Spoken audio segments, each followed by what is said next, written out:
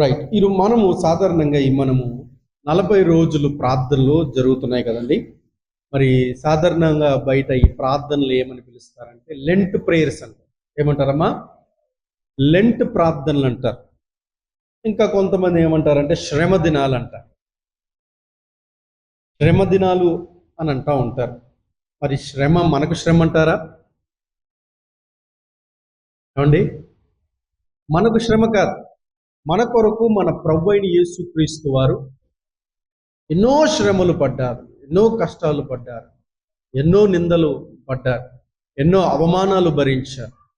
ఈ విధంగా యేసుక్రీస్తు ప్రభువారు మన కొరకు ఎన్నో శ్రమలు పడ్డారు కనుక ఆ శ్రమలను మనము జ్ఞాపకము చేసుకొనుట ద్వారా దేవుని యొక్క ప్రేమ మన పట్ల ఎంతుందో మనం పూర్తిగా గ్రహించుకోగలమని మన పూర్వీకులు పెద్దలు ఒక సభను ఏర్పాటు చేసి ప్రపంచంలో ఉన్న బిషపులు అందరిని పెద్దవారు అందరిని పిలిచి ఆ సభలో ఒక తీర్మానం తీసుకొని యేసుక్రీస్తు ప్రభువారు సర్వలోక పాప పరిహార్థమై ఆయన అంత త్యాగం చేసి మరణిస్తే ఆయన త్యాగం కొరకు కేవలం ఒక రోజు గుడ్ ఫ్రైడే రోజు మాత్రమే యేసుక్రీస్తు ప్రభు త్యాగాన్ని గురించి తెలియజేయడం కాదు, కానీ ఒక 40 దినాల్లో యేసుక్రీస్తు ప్రభువారు ఒక పాపి కొరకు ఎన్ని శ్రమలు పడ్డారో వాటన్నిటినీ విశ్వాసులకు తెలియచేసినట్లయితే వారికి దేవుని ప్రేమేంటో అర్థమవుతుంది అని చెప్పి పూర్వీకులు చాలా సంవత్సరాల క్రితం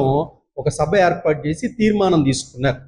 కాబట్టి మనకి ఈ గుడ్ ఫ్రైడే ముందు, ఈస్టర్ ముందున్న యొక్క 40 డేస్ని శ్రమ దినాలు లేకపోతే లెంట్ ప్రేయర్స్ అని అంటారు. దేవునికి స్తోత్రం. చూడండి, ఒక తల్లి ప్రేమ, ఒక తండ్రి ప్రేమ ఆ బిడ్డలకు అర్థం అవ్వాలి అని అంటే ఆ బిడ్డల కోసం, ఆ కుమారుడి కోసం, ఆ కుమార్తె కోసం తన తల్లి తన తండ్రి ఎంత త్యాగం చేశారో, ఎన్ని బాధలు పడ్డారో, ఎన్ని వేదనలు పడ్డారో, ఎన్ని శ్రమలు పడ్డారో అవి ఎప్పుడైతే పిల్లలకు తెలుస్తుందో అప్పుడే తల్లి తండ్రి యొక్క ప్రేమను వారు గుర్తెరగలుగుతారు. దేవునికి స్తోత్రం కలుగునుగా. కానీ చాలా మంది మేము ఎన్నో కష్టాలు పడ్డాం కదండి, ఆ కష్టాలు పిల్లలకి ఏం తెలియనిస్తామండి అని చెప్పేసి పిల్లలకు వాటిని ఎక్కువ శాతం తల్లిదండ్రులు చెప్పే ప్రయత్నం చేయరు.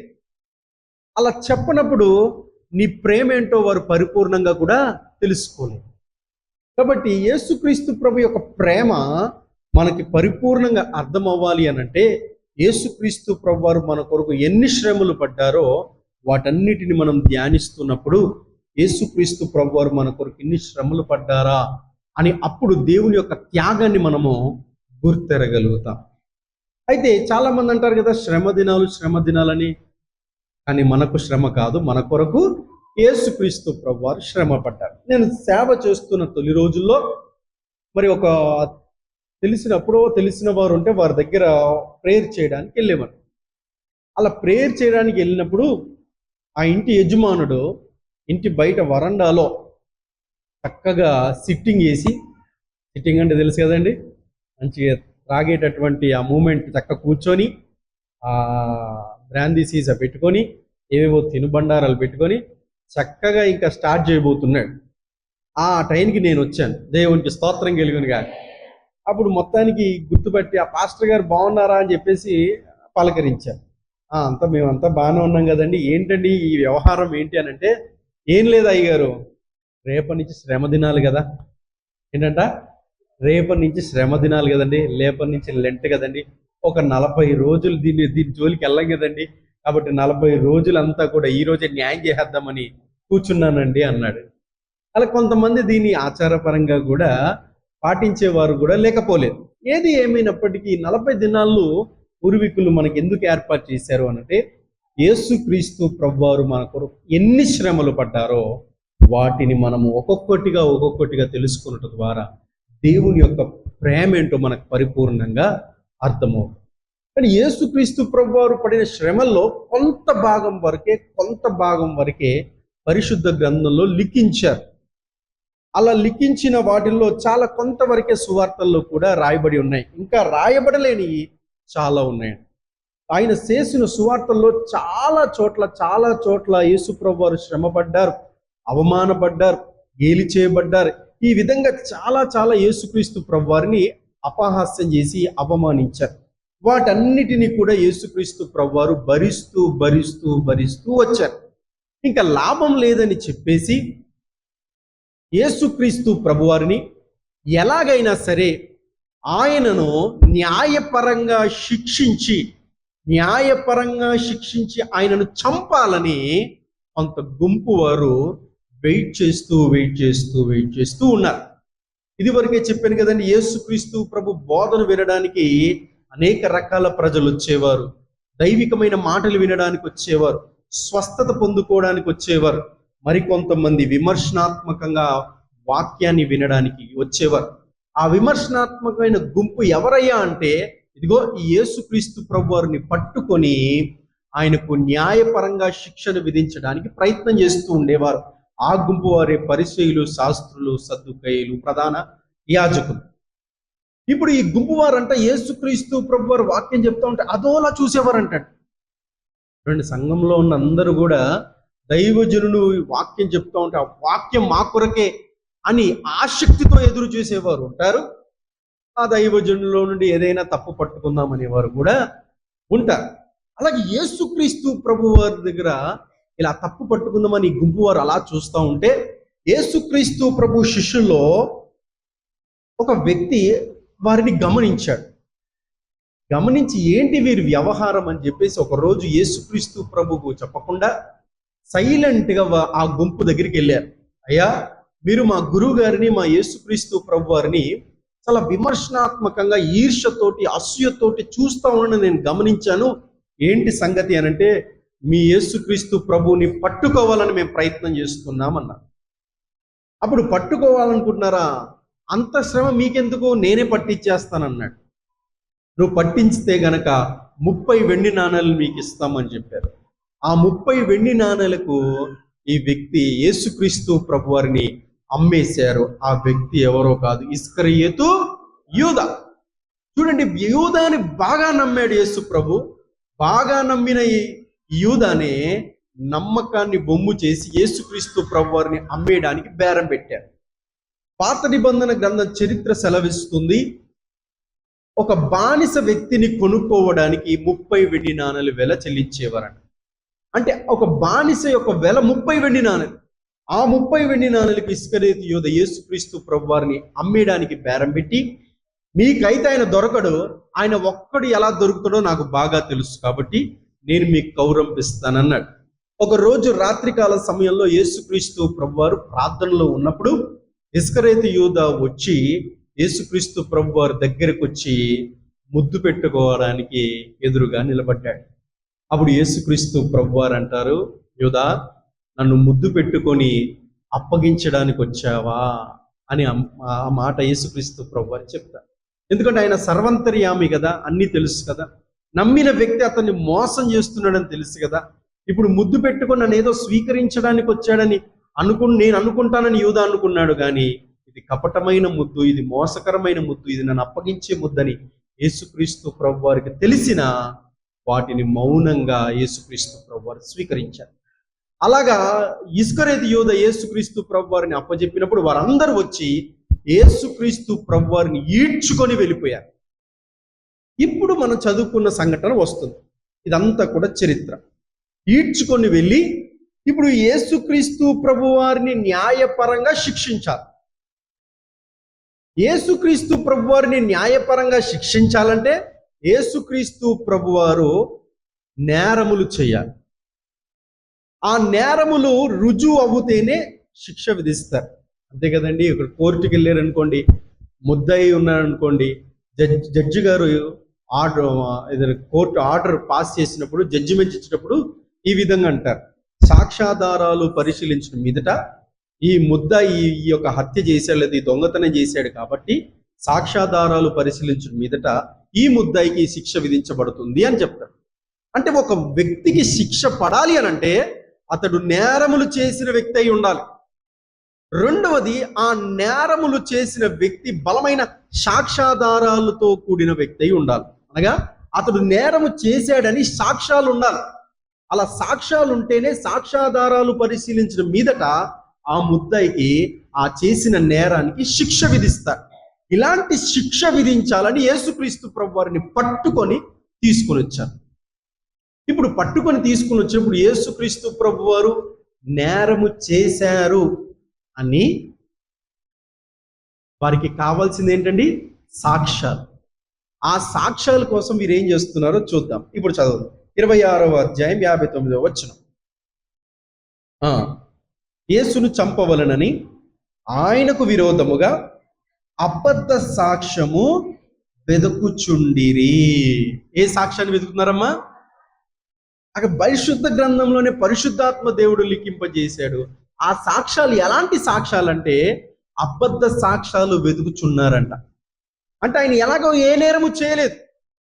ఏ నేరము చేయకపోయినా అబద్ధ సాక్ష్యాలను పెట్టించి యేసుక్రీస్తు ప్రభువారిని శిక్ష విధించాలని ఎంత తాపత్రయపడుతున్నారో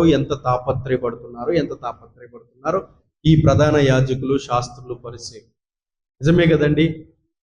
నీతిమంతుల మీద, దేవుని సేవకుల మీద, దేవుని మీద ఆధారపడి జీవించే వారి మీద వారు ఏ తప్పు చేయకపోయినా, ఏ నేరము చేయకపోయినా, కొంతమంది మనమంటే పడని వారు, మనమంటే గిట్టని వారు, మనమంటే మన ఎదుగుదలను చూడలేని వారు, మన అభివృద్ధిని చూడలేని వారు ఏదో ఒక రకంగా మనలను అణిచివేయాలని ప్రయత్నం చేస్తూ ఉంటారు. ఏదో ఒక విధంగా మనలను, మన క్యారెక్టర్ని బ్యాడ్ చేయాలని చూస్తూ ఉంటారు. ఏదో ఒక విధంగా మన సాక్ష్యాన్ని నలుగురిలో నవ్వుల పాలు చేయాలని కూడా చాలా మంది చూస్తూ ఉంటారు. ఇక్కడ యేసుక్రీస్తు ప్రభువారు జరుగుతున్నది ఇదే. అబద్ధ సాక్ష్యాలను క్రియేట్ చేస్తున్నారంట. అబద్ధ సాక్ష్యాలను పోగు చేస్తున్నారంట. పోగు చేస్తూ ఉంటే చాలా మంది చెప్తున్నప్పటికీ కూడా ఆ సాక్ష్యాలు ఏవి కూడా బలమైనదిగా ఉండట్లేదంట. అప్పుడు ఒక ఇద్దరు మాత్రం డబ్బులకు అమ్ముడుపోయి యేసుక్రీస్తు ప్రభు వారికి వ్యతిరేకంగా అబద్ధ సాక్ష్యాలు చెప్పడానికి వచ్చారు. చూడండి, ఒకసారి చూద్దామా. అబద్ధ సాక్షులు అనేకులు వచ్చినను సాక్ష్యమేమీ దొరకలేదు. తుదకు ఇద్దరు మనుషులు వచ్చి చాలా మంది చెప్పే ప్రయత్నం చేశారు, కానీ ఏ అబద్ధ సాక్ష్యం అది రియల్గా అతకట్లేదంట. ఇద్దరు మాత్రం ముందుకు వచ్చారంట. వీరు కూడా అబద్ధ సాక్ష్యాలను చెప్పడానికి, యేసుక్రీస్తు ప్రభు మీద నేరము మోపడానికి వీరిద్దరు వచ్చి అబద్ధ సాక్ష్యాలు చెప్తూ ఉన్నారు. అలా అబద్ధ సాక్ష్యాల్లో మూడు విషయాలు వారు చెప్పారు. ఒకటేమో వీడు దేవాలయంను పడగొట్టి 3 దినములో కడతాడని ఒకటి.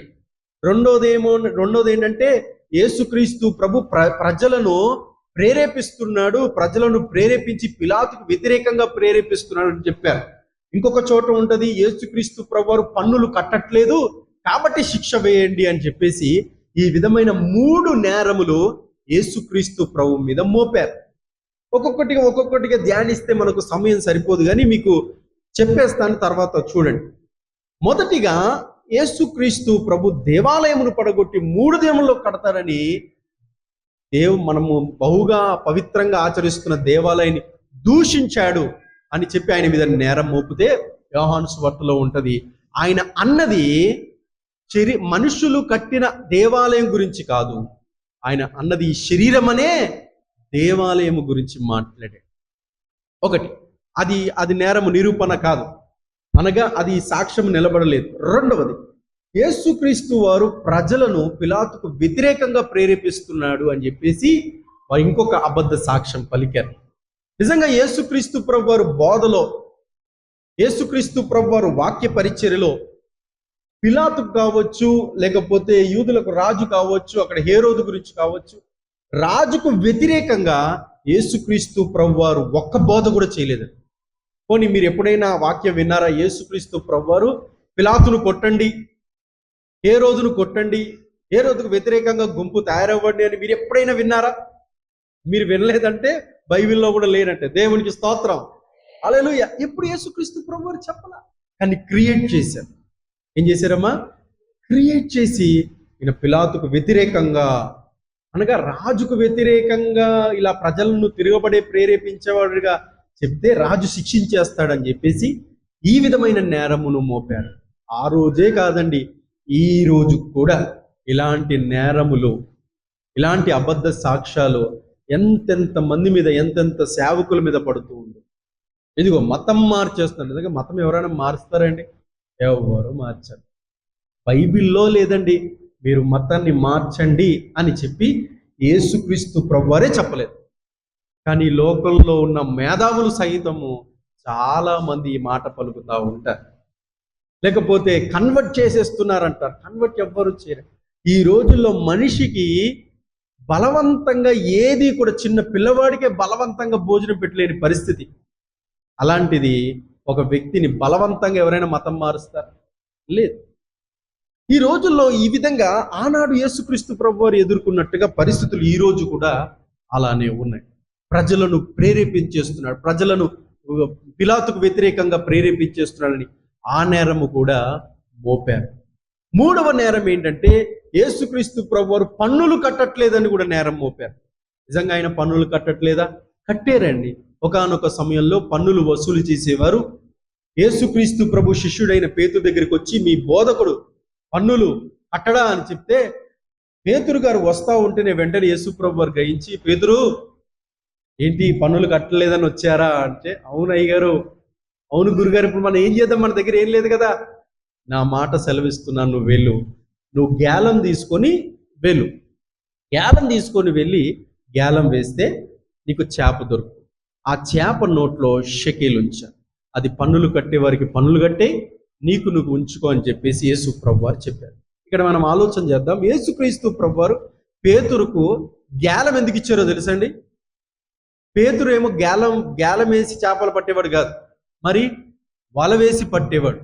పొరపాటున పేతురు వల తీసుకొని వెళ్ళి చేపలు పట్టు, బోల్డ్ షెకేలు వస్తాయి అన్నాడు అనుకోండి, పేతురు అక్కడి నుంచి అటే వెళ్ళిపోయేవాడు, సేవకు వచ్చేవాడు కాదు. దేవునికి స్తోత్రం, హల్లెలూయా. మనకి ఏది ఎప్పుడు కావాలో అది దేవుడు ఆ విధంగా చేస్తాడు. రైట్. ఈయన షెకేలు కట్టమన్నప్పుడు పన్నులు కట్టాడు. అనగా వీరు ఎన్ని నేరములు మోపినా, ఎన్ని అబద్ధ సాక్ష్యాలు యేసుక్రీస్తు ప్రభు వ్యతిరేకంగా చెప్పే ప్రయత్నం చేసినా ఏ అబద్ధ సాక్ష్యము నిలబడట్లేదు. దేవునికి స్తోత్రం కలుగునుగా. నీతిమంతుడు పక్షమున, దైవజనుడు పక్షమున దేవుడు ఉంటాడు. దేవుని యొక్క ఆత్మ ఉంటుంది, దేవుని యొక్క అభిషేకం ఉంటుంది. దైవజనుడికి కావచ్చు, దేవుని బిడలకు కావచ్చు, నీతిమంతులకు కావచ్చు వ్యతిరేకంగా ఎన్ని కుట్రలు, పన్నాగాలు, అబద్ధ సాక్ష్యాలు క్రియేట్ చేసే ప్రయత్నం చేసినా అవన్నీ కూడా నెరవేరవు. దేవునికి స్తోత్రం, హల్లెలూయా. రైట్. ఇంతవరకు బాగానే ఉంది. అసలు బైబిల్ ఏం సెలవిస్తుంది ఈ అబద్ధ సాక్ష్యాలు చెప్పేవారు? ఏంటమ్మా, ఈ అబద్ధ సాక్ష్యాలు ఇద్దరు వచ్చి చెప్పారు కదా, అసలు ఆ ఇద్దరిని ఏమందామండి? మంచివారు అందామా? చాలా గొప్పవారు అందామా? ఏమందాం? మాకు తెలియదు పాస్టర్ గారు, చెప్పేది మీరే చెప్పండి అంటున్నారా? మీ ఊహల్లో ఉండొచ్చు నిజంగా వాళ్ళు ఎలాగండి. అసలు బైబిల్ ఇలా అబద్ధ సాక్ష్యాలు చెప్పేవారిని బైబిల్ ఏం చెప్తుందో ఒకసారి మనం చూద్దామా? మీ చేతుల్లో పరిశుద్ధ గ్రంథంలో తీసుకోనండి.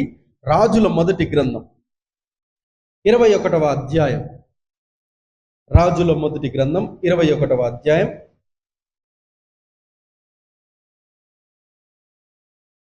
13వ వచనం.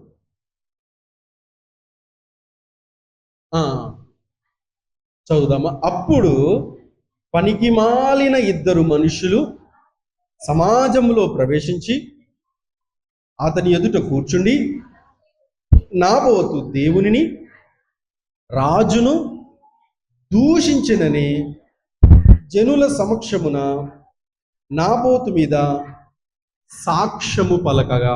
ఈ సాక్ష్యం ఏ సాక్ష్యమో తెలుసండి? అబద్ధ సాక్ష్యం. జరిగింది ఏంటో చెప్తాను, జాగ్రత్తగా వినండి.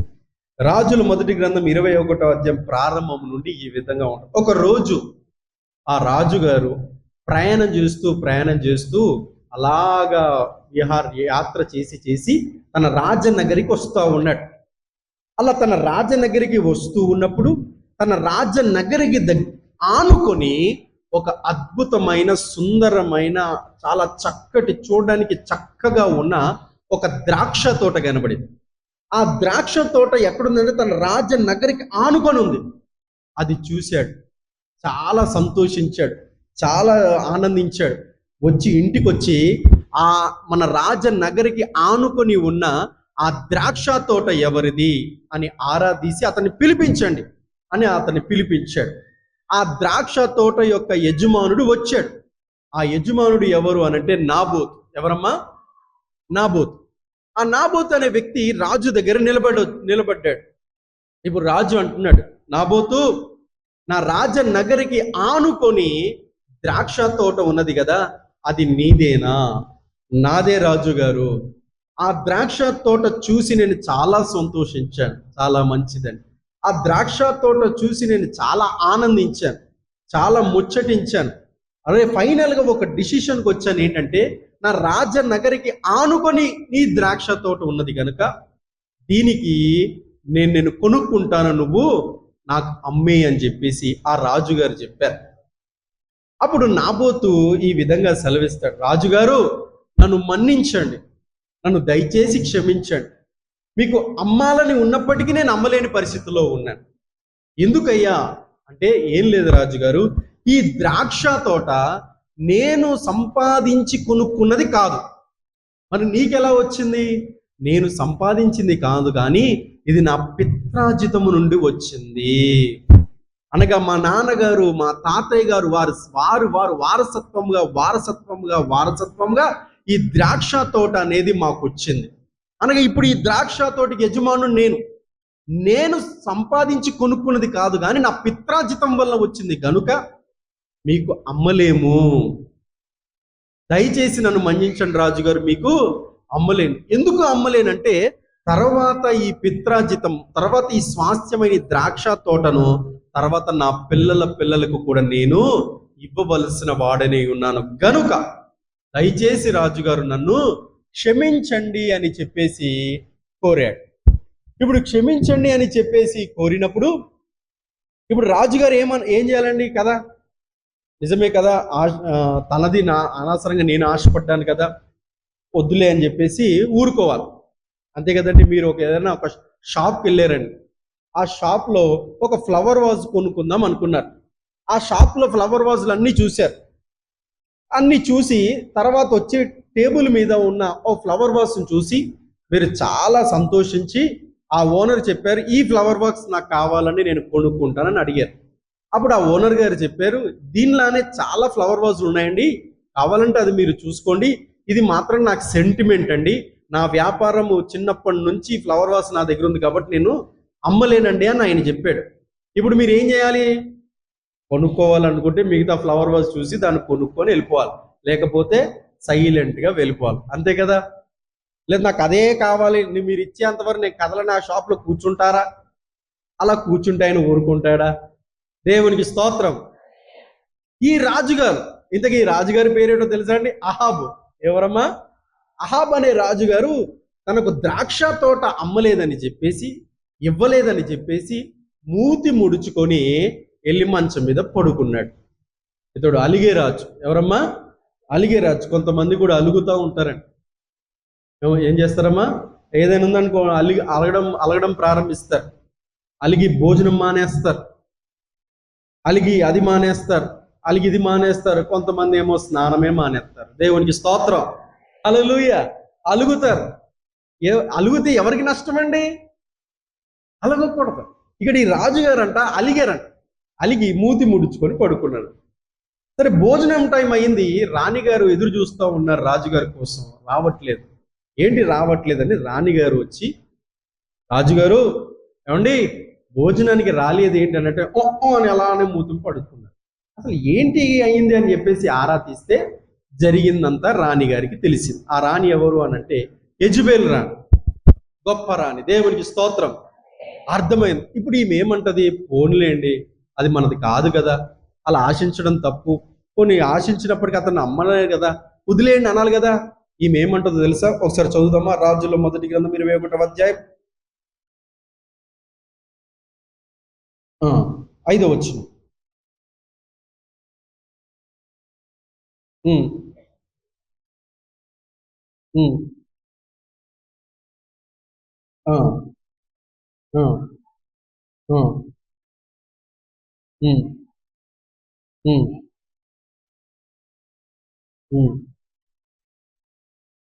7వ వచనం. అందుకు అతని భార్య అని యెజెబెలు, ఇజ్రాయెల్లో నీవిప్పుడు రాజ్యపాలన చేయటం లేదా?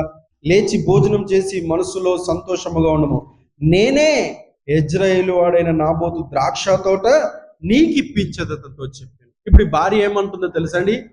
ఏమండి, మనకెందుకండి, మనది కానిది మనం ఆశించడం ఎందుకండి, వదిలేయండి అనాల్సిన ఈమె ఏమంటుందో తెలుసా? నీకెందుకు, నేనున్నాను కదా. ఏమంటుందండి? నీకెందుకు, నేను ఎలా చక్రం తిప్పాలో నాకు బాగా తెలుసు, ఎలాగో ప్లాన్లు వేయాలో నాకు బాగా తెలుసు, ఎలా ఎలా ఎలా నమ్మించాలో నాకు బాగా తెలుసు, నేనున్నాను కదా అని చెప్పి యెజెబెల్ ఏం చేసిందో తెలుసా అండి? తర్వాత అంతా ఉంటది. ఈ నాబోతు ఈ ద్రాక్ష తోట మనది కావాలంటే నాబోతును లేకుండా చేయాలి. నాబోతును లేకుండా చేయాలి అంటే ఒకవేళ అతని మీద మనము దాడి చేసే ప్రయత్నం చేస్తే రాజ్యం ముందు మనం ఏమైపోతామో తెలుసా? ప్రజల దృష్టికి హీనమైన వారుగా ఉంటాం. కాబట్టి ఈ నాబోతును న్యాయపరంగా శిక్షించాలి. అలా న్యాయపరంగా శిక్షించాలంటే అతను నేరం చేశాడు అని చెప్పి అతని మీద అబద్ధ సాక్ష్యాలు క్రియేట్ చేయాలని ఒక ఇద్దరుకు డబ్బులు ఇచ్చేసి వారిని కొనేసి వారిద్దరిని ఏం చేస్తుందో తెలుసండి? మీరిద్దరు రండి, సభ ఎదుట రండి, నాబోతును కూడా పిలిపిస్తాం. అప్పుడు మీరు ఏం చెప్పాలంటే, ఈ నాబోతు దేవుణ్ణి దూషించాడు, అలాగే రాజును దూషించాడని చెప్పండి అని డబ్బులు ఇచ్చి కొనేసిందండి. అలా డబ్బులు ఇచ్చి కొనేసినప్పుడు అప్పుడు ఏం జరిగిందో తెలుసండి? ఆ ఇద్దరు వచ్చి నాబోతుకు వ్యతిరేకంగా అబద్ధ సాక్ష్యం పలికారు. ఏమని? ఈ నాబోతు దేవుని దూషించాడు, అలాగే రాజును కూడా దూషించాడు. ఆ రోజుల్లో రాజుని ఎవరైనా దూషించినా, రాజుని ఎవరైనా అవహేళనగా మాట్లాడినా రాజ్యం నుంచి వెలివేసి రాళ్లతో కొట్టి చంపేస్తారు. అలాంటి కఠినమైన శిక్షలు ఆ రోజుల్లో ఉండేవి. వెంటనే ఈ మాటలు, ఈ సాక్ష్యము అతని ఎదుట పలకగానే, ఆ సాక్ష్యము పలకగానే ఏమైందో తెలుసండి? ఆ సాక్ష్యాన్ని ఆధారం చేసుకుని నాబోతును రాళ్లతో కొట్టి చంపేశారు. అందుకే అలా అబద్ధ సాక్ష్యాలను పలికే వారిని బైబిల్ ఏం చెప్తుందో తెలుసండి? 13వ వచనం, అప్పుడు పనికి మాలిన ఇద్దరు మనుష్యులు, అనగా అబద్ధ సాక్ష్యాలు చెప్పేవారు, బైబిల్ ఏం సెలవిస్తుందంటే వారు పని పాట లేనివారు. దేవునికి స్తోత్రం. ఒకరి గురించి అబద్ధాన్ని సాక్ష్యంగా చేసి చెప్పి దాన్ని నిజము చేయాలని ప్రయత్నం చేసేవారు పని పాట లేనివారు, డబ్బులకు అమ్ముడు పోయేవారని బైబిల్ బోధిస్తాం. అలాంటి వారే యేసుక్రీస్తు ప్రభు దగ్గరకు వచ్చి, అలాంటి వారే యేసుక్రీస్తు ప్రభు మీద అనేకమైన అబద్ధ సాక్ష్యాలు పలికి యేసుక్రీస్తు ప్రభు మీద అనేక నేరములు మోపారండి. ఇన్ని నేరములు మోపినని నా నేరము చేయలేదు అని యేసుక్రీస్తు ప్రభు వారు అనొచ్చు, కానీ ఒక్క మాట కూడా ఆయన అనలేదు. కారణం ఏంటంటే, ఆ శిక్ష ఆయన భరించడానికి కారణం ఏంటంటే, మనము శిక్షను భరించలేమని ఆయన ఈ అవమానాలను, చేయని తప్పులను, చేయని నేరములన్నీ ఆయన మీద వేసుకొని ఆయన మన కోసం శిక్షను భరించడానికి ఇష్టపడి మనలను విడుదల చేశాడు. దేవునికి స్తోత్రం. మనకు రావాల్సిన శిక్ష, మనకు రావాల్సిన నింద, మనకు రావాల్సిన అవమానము, మనకు రావాల్సిన సమస్తమును మన యేసుక్రీస్తు ప్రభువారు భరించారు. ఎవరైనా నిందల పాలవుతున్నా, ఎవరైనా బాధలు పాలవుతున్నా, ఎవరి మీదైనా ఏదైనా అబద్ధ సాక్ష్యాలు చాలా కల్పించి చెప్పే ప్రయత్నం చేస్తున్నా అది మీ మీద చెప్పట్లేదు, యేసుక్రీస్తు ప్రభువారి మీద చెప్తున్నారు. ఎందుకంటే మనల్ని యేసుక్రీస్తు ప్రభువారు కొనుక్కున్నారు.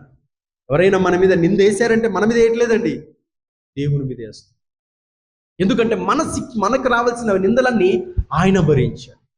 అలా దేవుని మీద నిందేసేవారు, దేవుని మీద అబద్ధ సాక్ష్యం చెప్పేవారు, దేవుని మీద వ్యతిరేకంగా లేచేవారు ఏ ఒక్కరు ప్రయోజకులు కాలేరండి. ఈ ఇద్దరు మనుషులు అబద్ధ సాక్ష్యాలు చెప్పిన వారంతా కూడా తర్వాత ప్రయోజకులు కాదు, కానీ వెలివేయబడి హీనమైన దశలోనికి వెళ్ళిపోయారంట చరిత్ర సెలవిస్తుంది. కాబట్టి ఈరోజు ఈ వాక్యం ద్వారా మనం నేర్చుకుంది ఏంటంటే, యేసుక్రీస్తు ప్రభు వ్యతిరేకంగానే అనేకమైన అబద్ధ సాక్ష్యాలు పలికారు, అనేక నేరములు మోపారు, అనేకమైన అవమానాలు యేసుక్రీస్తు ప్రభు వారి మీద వేశారు. వాటన్నిటినీ యేసుక్రీస్తు ప్రభు వారు భరించి మనకేం చేశారో తెలుసండి? మనల్ని విముక్తి చేశారు. దేవునికి స్తోత్రం. యేసుక్రీస్తు నందున్న వారికి ఇప్పుడు ఏ శిక్ష లేదు, ఎందుకంటే మన శిక్షలన్నీ కూడా ఆయన భరించి మనకు అద్భుతమైన రక్షణ భాగ్యాన్ని మనకు ఇచ్చారు. ఆ రక్షణ భాగ్యాన్ని మనం అనుభవిస్తూ దేవుని కొరకు నమ్మకంగా జీవించేవారిగా మనం ఉందాం. దేవుడి వాక్యము దీవించి ఆశీర్వదించును గాక.